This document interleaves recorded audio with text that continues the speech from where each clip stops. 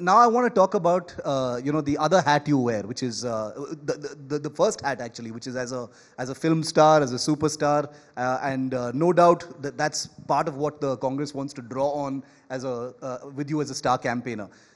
I'm very disappointed you said that. I thought I was worth more than just that. That was 100% compliment, believe me, fully a compliment. I'm just saying,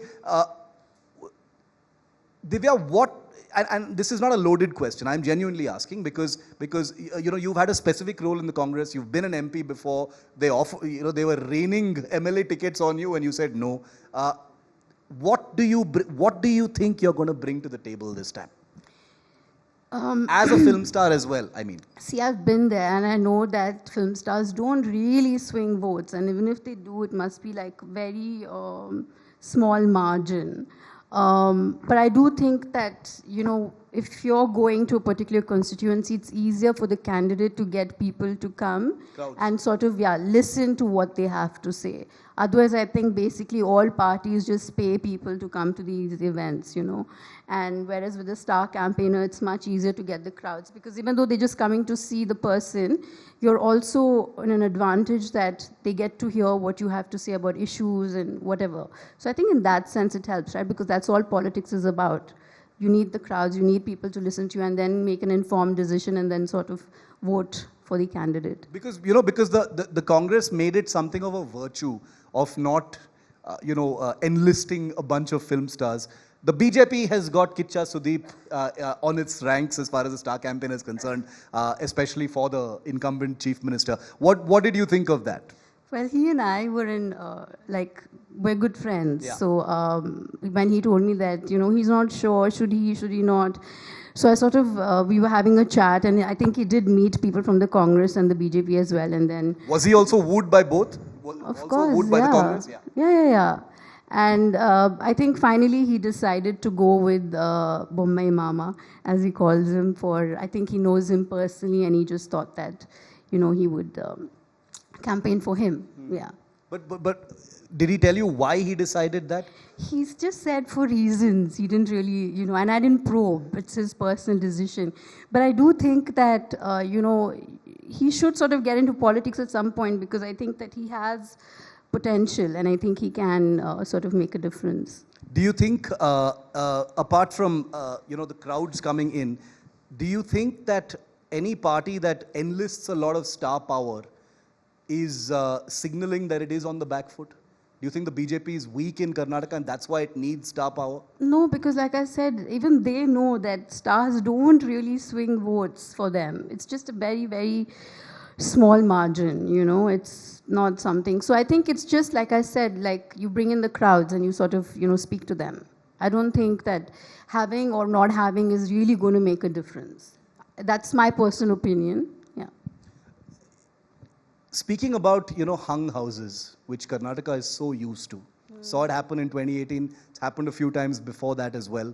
As someone who's now going to jump right into the politics and you will be expected to know everything that's going on, what do you think? Do you think, because most people think that the JDS is just rubbing its hands in glee on the sidelines, waiting to be kingmaker once again or king, like the last time?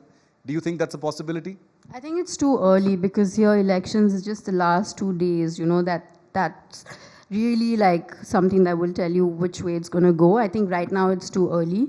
But I do think that Congress has an edge and I do think that Congress is in a better position than it was in 2018. And I do think that JDS is doing like an aggressive campaign because like you said, they want to be the kingmaker again. But I feel really for the people of Karnataka and I think they should really go out and vote like in majority because we don't want another hung assembly and then another Operation Kamala, I don't know, 12 point, I've forgotten whatever the number is, because then the people really suffer. So I really hope that they see what is happening and they really go and vote for whoever it is in majority. And I'm hoping it's the Congress, but yeah. 2022, Divya, was marked by, one polarizing issue after another here in Karnataka, and I'm sure you, looked at all of them. What did you think of that? There was the hijab issue, there was the halal issue, there was the azan issue, there was the, chapters in textbooks, Muslim traders. it was almost non-stop through 2022. It was a continuous narrative. What kind of message, in your view, does that send out to an electorate? It means that the BJP has nothing else to talk about, right? If you have like a great economy and you have jobs and you have development, then I don't think you'll be bringing this whole Hindutva narrative. I think when they push that, you know that, okay, you know, the BJP is trying to digress from the real issues. And that puts the rest of us in a very difficult position because, you know, that's a very sensitive topic to maneuver for all the parties. But I think it's important to sort of, you know, keep the narrative strong on local issues, no matter how much they try and speak about things that actually don't really matter. You were, you know, in your role as someone who was in charge of the Congress's image at one point of time, and I just have a couple more political questions, and then let's talk about film. Do you think that the Congress is going the right way? The narrative, the things that they're talking about, many of them are echoes of what happened in 2018, 2019. Some believe that the Rafale issue then, and I'm not saying qualitatively, but the doggedness with which it's being followed is like the Adani issue now. There are differences within the opposition. As someone who used to be in charge of the image of the Congress party, is there anything you would change in terms of messaging, narrative? Not just for Karnataka, I mean even for 2024. I think the Congress, at least as far as the communication of, let's say, Rahul ji and, you know, the main leaders, is always to speak the truth, right? Whether it was Rafale or whether it is the Adani issue, I think truth has to be spoken, right? I mean, it has to be told. So I think in that sense, I think we should keep that going. But also at the same time, I think don't make it only about that, because there are other issues as well that we need to be talking about. It's like, for example, in Karnataka, I think they're getting it right when you're talking about things that matter to the people of Karnataka. If you bring in Rafale and if you bring in like other issues, I don't think people really resonate with that, you know, because they're like my village, my roads, my light, and, you know, things like that. I think those are things that need to be like development and jobs. I think those are very important.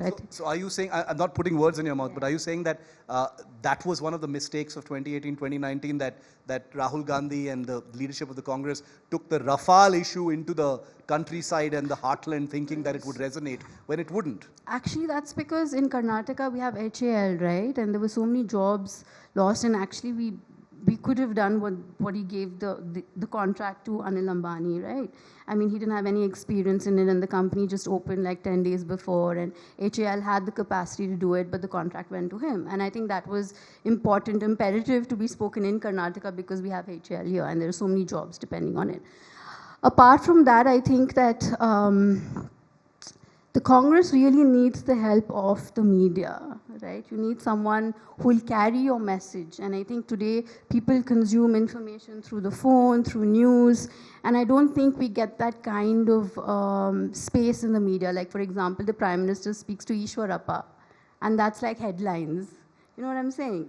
But then Rahul ji gets, stripped of his MP status because he says something in context to why are Modi's thieves, in respect to Nirav Modi and who's the other one? Nirav Modi and Mehul Chokshi. No, not Mehul Chokshi. Lalit Modi, right? And for that, I mean, and there are people who are really corrupt and who are just roaming around freely, like people who've killed people, let's say in the whole farmers rally, right? They're still there, you know? But that's what I'm saying. We need the help of the media. Otherwise, you're always going to criticize the Congress and say they're not doing enough, they're not saying this, they're not saying that. Or when they say something, okay, this is not up to it, or whatever.